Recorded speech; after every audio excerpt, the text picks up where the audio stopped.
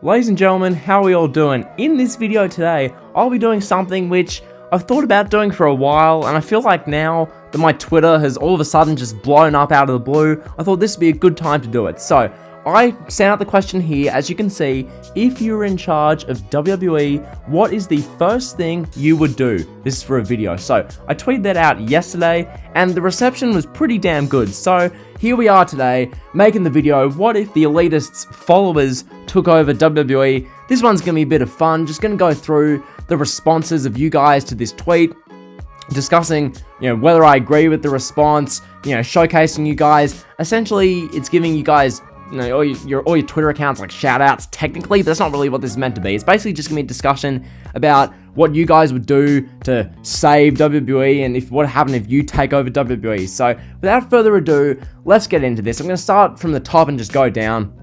Josh Curtis, starts us off. He has to say, I would get rid of the women's tag team titles and the 24/7 title, unify the women's division and bring it back to Raw, bring the cruiserweights to SmackDown, cut back on pay-per-views, no Saudi shows, push stars who deserve it, and use part-timers correctly. I agree with basically pretty much all of this. Yeah, I think bring the cruiserweights to SmackDown, more on the cruiserweights later. The cruiserweights and 205 Live, there's plenty to kind of talk about with what they do there. As for the rest of this, push stars who deserve it, yeah, obviously. Cut back on pay-per-views, definitely. No Saudi shows, more on that later. And then get rid of the women's tag team and 24/7 titles. So, yeah, I agree with that one. Good from Josh Curtis. Then we have Justin. Here's to say, the first thing I would do is get rid of writers and let the promos be unscripted. Okay, I think, as we'll talk about later, having the promos be unscripted for everyone is a terrible idea. Do you really want someone like Ricochet having an unscripted live microphone on Monday Night Raw in front of millions, well, not millions anymore, but in front of hundreds of thousands of people? I think that'd be a terrible idea. So having promos be, I guess, scripted a little bit, like dot points, I think is important, and let wrestlers base a promo themselves and establish a character themselves. Let wrestlers develop and be themselves on TV so people actually like them more. I think that's what they should do, but yeah, this one here, don't fully agree with it, but I think it's a different little discussion point. So yeah, that's what he has to say there. Then it's Sodapop. He replies to this one. Then he has his own, which, for starters, he goes, make my favorite WWE wrestler of all time, Nia Jax, the WWE champion. Thank God he's joking there. Then he says, for his real ones, he'd fire people who can't cut promos, such as Ricochet, etc. Interesting to hear. Then he says that he'd change stupid gimmicks like Matt Riddle. Rightio. Then he goes, fire all the people who, with egos, for example, people like Juventus, if you know him from 2005. Then he says, fire Sasha and Bayley. Okay, have Booker T be Booker because he knows how the business works. Fire Kevin Dunn. Have Triple H give NXT to Eric Bischoff. Give people like Fandango makeovers, for example. Put Fandango as Johnny Curtis. Put NXT people who actually know what they're doing on SmackDown and Raw, and people who are on Raw and SmackDown who don't know what they're doing, like Mojo Rawley on NXT, to let them develop and have NXT be developmental again. Then he says that he wants Ultimate Farmer Brock Lesnar back, like his 2018 version. So he has a lot to say here. Out of these, the ones I agree with most, I don't know if I'd fire people who can't cut promos. Someone like Ricochet, I just put him on 205 Live. I think Ricochet belongs in 205 Live. That's the place he's made for. So I wouldn't fire him. I'd move him. Let's just say. So yeah, that's what I do there. Change stupid gimmicks like Matt Riddle. I mean, the Matt Riddle example. Matt Riddle, his gimmick is he's a stoner. Like, it is what it is. It's not that bad of a gimmick. Like, compared to a lot of the horrendous, offensively bad gimmicks in pro wrestling, Matt Riddle's gimmick's not that bad. But yeah, changing gimmicks is necessary, I feel like. Then, fire people with egos. It's pro wrestling. Most people have egos. Like, not everyone, but a lot of people have absurd egos. So I don't know about firing half your roster. Then, fire Sasha and Bayley. Wouldn't make a lot of sense and would break wrestling Twitter. So yeah, to here's your own. I wouldn't do it myself, but all cool if you want to. Then have Booker T be Booker because he knows how the business works. Fair enough. Good point there. Have fire Kevin Dunn. This one appears throughout, so be prepared to hear more of fire Kevin Dunn. Have Triple H give NXT to Eric Bischoff. That one's interesting there. I haven't really heard much of give NXT to Bischoff. I mean, leave down below what you think of that one. Then give people like Fandango makeovers, for example. Making Fandango Johnny Curtis is a bad idea. Because yes, Johnny Curtis it's a more normal name, but it's such a like a velocity jobber name. Like, are you gonna make Johnny Curtis world champion? Oh, the Intercontinental champion, Johnny Curtis. Like, it's a name of a random guy off the street. It's not a pro wrestling name. It's not Stone Cold Steve Austin. Like, I don't know. So yeah, that's that. Then the NXT thing I agree with, and this I agree with. So that's good. Then from here, Wrestle Critic, who has a pretty damn big Twitter following, 25k followers. I'm getting big time, boys. 25k followers this guy has, and he's commenting on my tweets. We big time. Follow my Twitter, subscribe to my channel. So yeah. Anyway, we have Wrestle Critic. He says, merge 205 Live with the Raw roster fully. So that's his opinion, 7 likes. And then we have the reply saying he'd merge it with NXT, but similar ideas. So this one, I believe there's one about this later. Basically, 205 Live, you can do a couple of things with 205 Live. For one, you can do obviously what Wrestle Critic has to say, where you just merge it fully with Raw, which that's what they should have done in 2016, where you merge it with Raw, and you have guys like Finn Balor, guys like Sami Zayn wrestling on 205 Live. You know, guys like Ricochet, guys like Cedric Alexander, make them 205 Live guys, because that's realistic given their body shape, their body type, and having them on 205 Live would just make sense. You can do that, or merge with NXT, which is similar. So yeah, I just think do something with 205 Live. You really have to do something. So speaking of 205 Live, we have Stevie Wonder here. He has to say he'd do many things, but first of all, he'd invest in 205 Live, because there are some indie names that would do wonders for that brand that are floundering over their heads on Raw or SmackDown. So this I agree with. Basically, what he's saying here is that he'd keep 205 Live as its own show, and he'd move a guy like a Finn Balor or a guy like, I don't know, take your pick. Like, there's plenty of guys who are indie midgets on the main roster nowadays. He'd move a lot of these main roster guys to 205 Live and really let it flourish. So that one I agree with. And then he has this one where he says, the list of how to fix the company is extensive, replacing a vast majority of creative, sending 90% of the roster to acting lessons. That one I agree with. I just think wrestlers need to be entertaining. They need to know how to act. So that one I agree with. Then he says fire about 30% of the roster and replace them with more enhancement talent. Fair enough. Then prioritize GMs and managers as necessary. So yeah, I agree with a lot of this. I think a lot of this makes sense. It's all good. Then we have Daniel McDuff, who his first one, it's something you'll see throughout here. Reduce the number of pay-per-views a year, 100%. Then his second one, I'll let you read yourself if you want to. He's definitely not wrong with that one. So yeah, we'll move on. Then we have Heel Phenomenal One says, make Ziggler world champion. And the replies say it all. Applesauce says 24/7 champion, more like. And then, yeah, we have Dub So Big, it shows up and wins. Just the beauty of Twitter, ladies and gentlemen. This is why I love Twitter. Everything about this exchange. Make Ziggler world champion.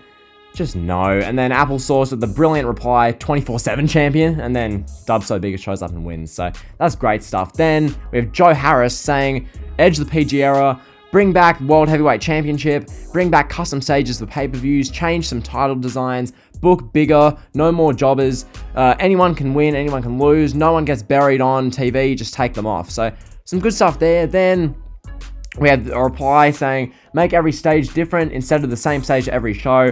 100% agree. Like this one, it's echoed twice here. We want different stages. We want new stages. Stop the laziness. We get it. Okay, we know what the SmackDown set looks like. The Raw set, like the Thunderdome set never changes. They just make the graphics blue or red. Like, who really cares? Like, remember when Raw stages and SmackDown stages used to feel cool? Remember when pay-per-view stages felt unique and different because they're all like special? Now it's just like, it's Payback. Oh, but we'll get the what color theme is Payback? Like gray. We'll get the gray and red color scheme for Payback on the Titantron. That's all we need to do. It's just lazy, dude. So yeah, bring back custom, stages. The rest of this I agree with. Bring back the World Heavyweight title. I've echoed that one for months. We changed some title designs, 100%. So yeah, that's good. Then we have cut the Saudi deal, which this one got the most likes of anyone like I did, or anyone reply. So yeah, 10 likes. Cut the Saudi deal. I agree with this, honestly, because the Saudi deal, when you think about the Saudi deal, obviously a lot of money goes into the WWE's back pocket, and that's obviously why they did that. If you're questioning that, then I don't know what you're smoking, basically. But as for the shows themselves, and as for the quality of product, it's ruined the quality of product even more. Like, the quality of product already wasn't the best in 2017. Quite frankly, 2017 was pretty bad. Outside of like a couple of things here and there, 2017 was bad. But you hit 2018 with the Saudi shows. Holy hell, dude. they'd have a Saudi pay-per-view a week after, like, a regular pay-per-view, and then there'd be, like, no build to it, and there'd be a card that no one cares about, and they'd have dead matches, and something would always go wrong. Like, I remember something going wrong at, like, all these Saudi shows, be that Crown Jewel 2018, DX versus the Brothers of Destruction, 5 minutes into the match, Triple H, like, tears his pec, and you're screwed. And then Goldberg versus Undertaker, Goldberg busts his head open on the ring post, and Undertaker nearly dies. Amazing. And then, what was the show? Crown Jewel 2019, but the travel debacle. Like, the Saudi shows are just a disaster. Cut the Saudi deal. I fully agree. So yeah, that's that. Then we had this reply this comment saying, put Nikki Cross versus Bayley on SmackDown in a lumberjack match with Bayley getting the win, and then immediately being told afterwards that she has to defend against Mandy Rose at Clash of Champions second. Then they say, I'm not assuming gender. Then they say, I'd make a 3-way ladder match at Clash of Champions between Sami Zayn, Jeff Hardy, and AJ Styles. This one's more so a booking thing, not really a big company-wide shift in decisions, but yeah, I fully agree with this. Mandy Rose should be facing Bayley at Clash of Champions. Like, I had a little engagement on Twitter about this. I was saying that Mandy Rose really should be facing Bayley at Clash of Champions. There's no excuse why Mandy Rose shouldn't. Mandy Rose defeated Sonya Deville one-on-one in a singles match at SmackDown, at SummerSlam. And as far as I'm concerned, SmackDown has how many babyface women? Naomi? I mean, yep, Naomi deserves better, sure, but Naomi had her chance in February and March. Naomi was number 1 contender to Bayley in February and March. Nikki Cross, who won the Fatal 4-Way match. Nikki Cross has had, 17 matches with Bayley? Like, yes, I'm exaggerating, but at Extreme Rules they wrestled? They wrestled in, like, a rematch or 2 after that. So we've seen Nikki Cross. No one cares to see Tamina. No one cares to see Lacey Evans. So why wasn't Mandy Rose booked in that position?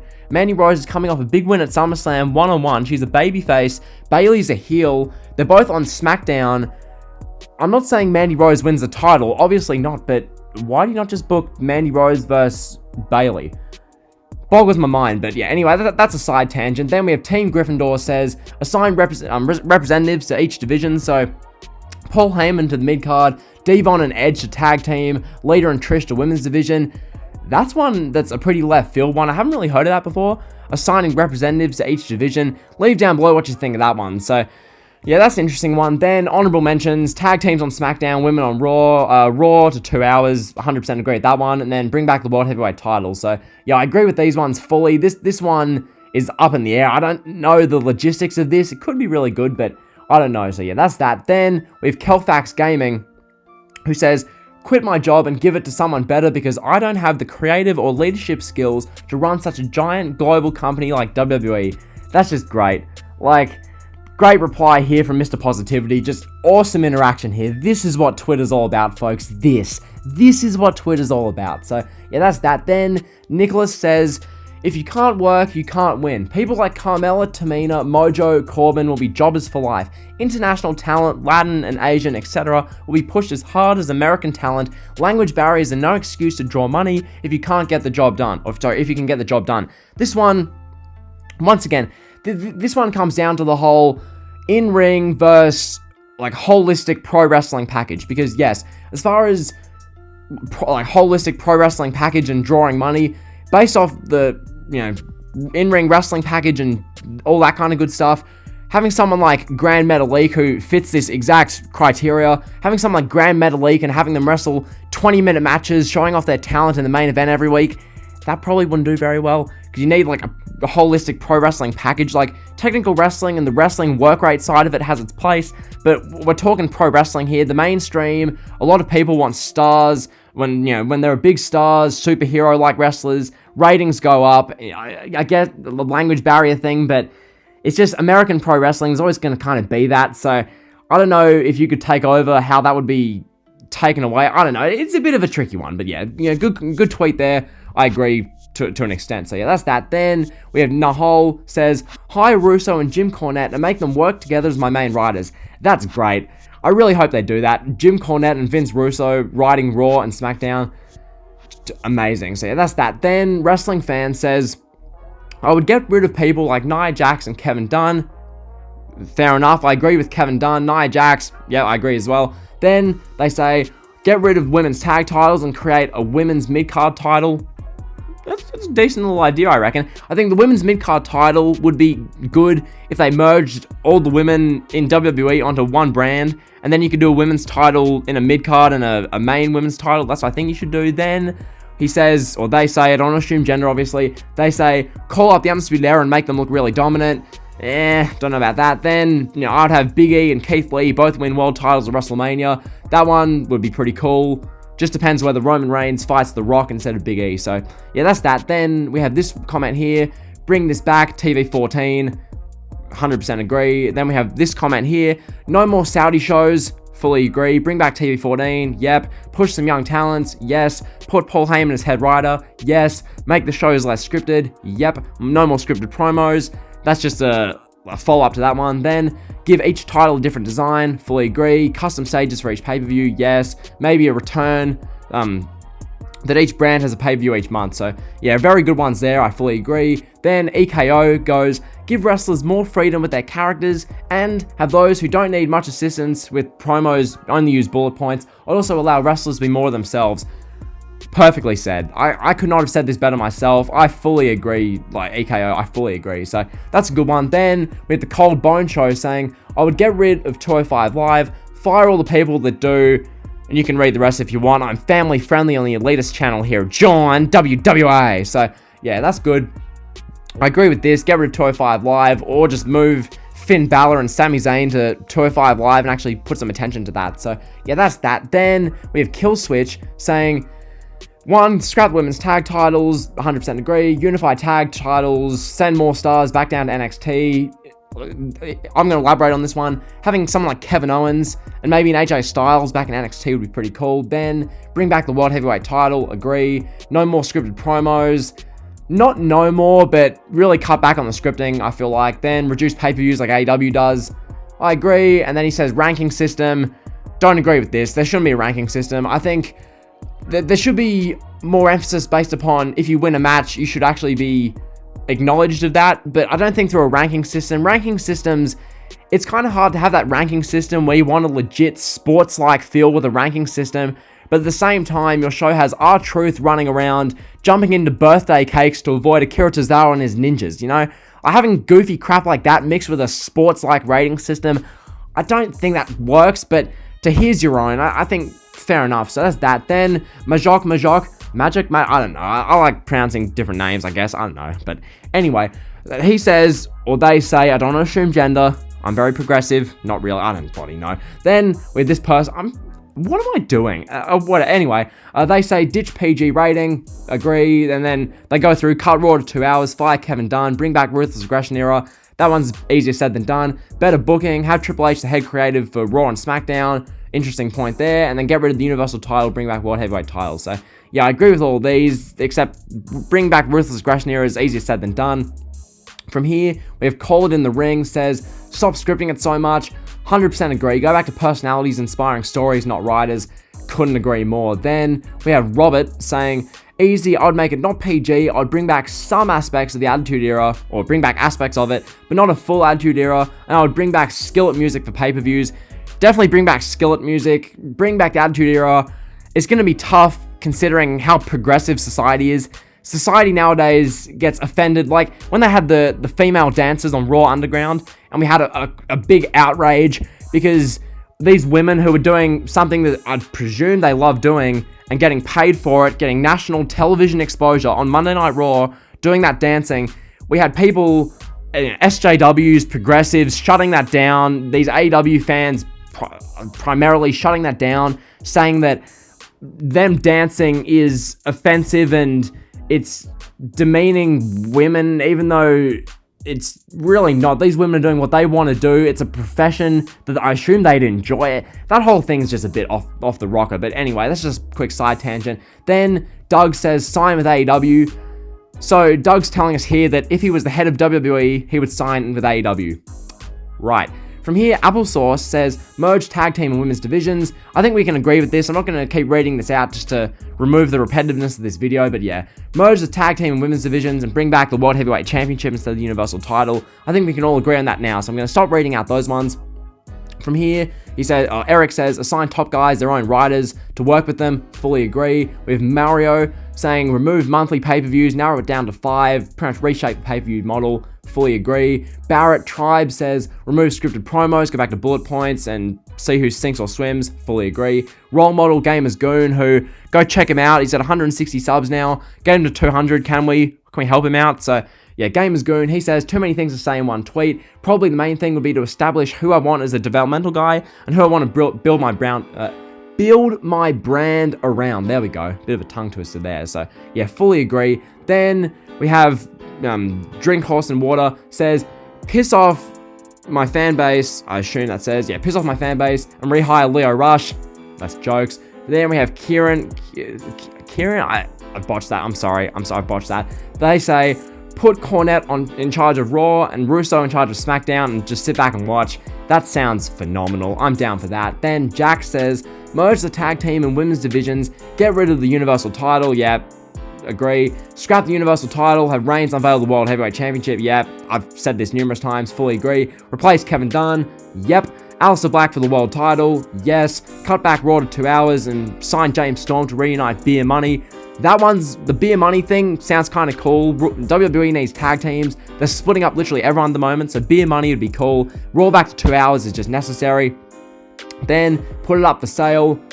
Fair enough. Push Shinsuke Nakamura to the expletive moon. Fair enough. Go back to every title looking different and unique. Yes. Terminate Nia Jax, Kevin Dunn, Velveteen Dream, Tamina, Dana Brooke, and Lana. Fair enough. I don't disagree with pretty much any of that. So yeah, that's good by Cameron. Then we have the Masked Scientists say, drop the McMahons off a cliff, beat those ratings. What, do you want to drop the McMahons off a cliff on live TV and have air that as a segment, build up the McMahons being dropped off a cliff for a few weeks? I mean, that would get ratings. I'm sure you'd crack 3 million viewers again if that was the case. So yeah, all joking aside, pretty drastic one there. Then we have get rid of the writers and assign creative freedom. Fully agree. Redraft the rosters or kill the brand split. Yes. Buy AEW and make myself the champ. To here's your own. Fire Velveteen Dream. I'd agree with that. I mean, given what's happened with Velveteen Dream, I'm not at all opposed to firing Velveteen Dream. Then we have revive the Montreal Screwjob. Yeah. Take it back to the Big Four pay-per-views. Yes. Get rid of writers. Definitely. Well, yeah, pretty much. Definitely. Release King Corbin, call up Tommaso Ciampa, make him champ. I agree to an extent. Then we have this one here. If my thing would actually work, and I've clicked on Chris Evans. Okay, we're going back here. Then we have drop all this PG BS. Agree. Put an Attitude Era style to the wrestlers in the storyline. Style, yeah, probably. RVD Mark says, make a cruiserweight division on SmackDown. Good call. Have Sasha Banks successfully defend a singles title. Yes. Cut Raw back to 2 hours. Give Nikki Cross a singles title run. Make the shows less scripted. Give creative freedom. You guys are seeing a trend here. Get rid of 50-50 booking. Push Apollo Crews hard. Push Tyler Breeze to the effing moon. We have move NXT to Tuesday or Thursday. Hire Steve Austin to help talent with promos. That's a really good one. Like, seriously, this one's a really good one. The one with Steve Austin. Having Steve Austin help promos, Austin could do a lot for these talents, so that's really good. Move NXT, once again, fully agree with this one. This one has to happen. Push Aleister Black to the moon, definitely. Can Kevin Dunn, yes. 2 hour Raws, 5 Velveteen Dream. Make it rated R, no. We need sponsors somehow. Make Cesaro WWE Champion, yes. Hire CM Punk to book my shows, yes. Make Raw 2 hours, yep. Raw 2 hours, yep.